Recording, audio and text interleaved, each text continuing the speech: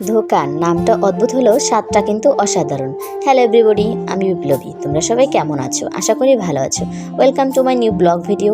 তো তোমরা হয়তো অধিকাংশ মানুষই ধোকান নামটা শুনেছো এবং রান্নাটাও খেয়েছো, তাই আমিও ভাবলাম একবার ট্রাই করে দেখি।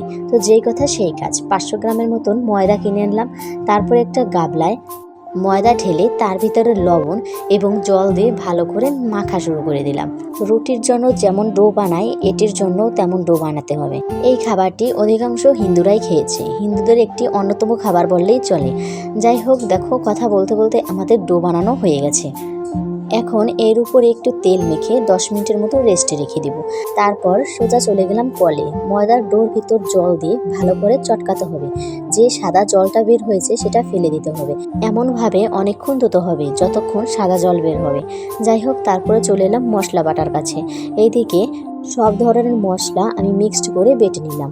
তারপরে কড়াইতে কিছুটা তেল দিয়ে তার ভিতরে কেটে রাখা এবং ধুয়ে রাখা আলু দিয়ে তার ভিতরে লবণ এবং হলুদ দিয়ে ভালো করে নাড়িয়ে চাড়িয়ে লাল লাল করে আলুগুলো ভেজে নিতে হবে। আর আলুগুলো আমি আগেই কেটে ধুয়ে রেখেছিলাম, সেই ভিডিওটা একটু স্কিপ হয়ে গেছে। যাই হোক, আলুগুলো নামিয়ে তারপরে সেই তেলের ভিতরে ময়দা ধুয়ে ধুয়ে যে অংশটুকু রয়েছিল সেইগুলো ছোট ছোট বড়া আকৃতির করে তেলের ভিতর দিয়ে দিলাম। দেখো কত সুন্দর ফুলে উঠেছে। তারপর লাল লাল করে ভেজে নামিয়ে নিলাম। এভাবে সবগুলো লাল লাল করে ভেজে নামিয়ে নিয়ে সেই তেলের ভিতরে গোটা জিরে, গোটা শুকনো লঙ্কা, গোটা তেজপাতা এবং বেটে রাখা আদা বাটা, জিরে বাটা, বড় সস বাটা, লঙ্কা বাটা দিয়ে আর হলুদ এবং লবণ দিয়ে ভালো করে নেড়ে চেড়ে নেব। যেহেতু এটা একটি নিরামিষ খাবার, তার জন্য পেঁয়াজ রসুন ইউজ করিনি।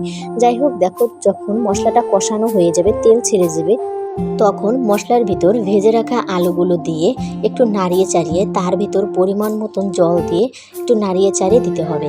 একটুক্ষণ জাল করার পর যখন ঝোলটা ফুটে উঠবে, তারপরে তার ভিতরে ময়দার বড়াটা দিয়ে দেব এবং আরেকটু জাল দিয়ে তার ভিতরে গরম মশলা বাটা দিয়ে নামিয়ে নিলেই আমাদের ধোকা রেডি।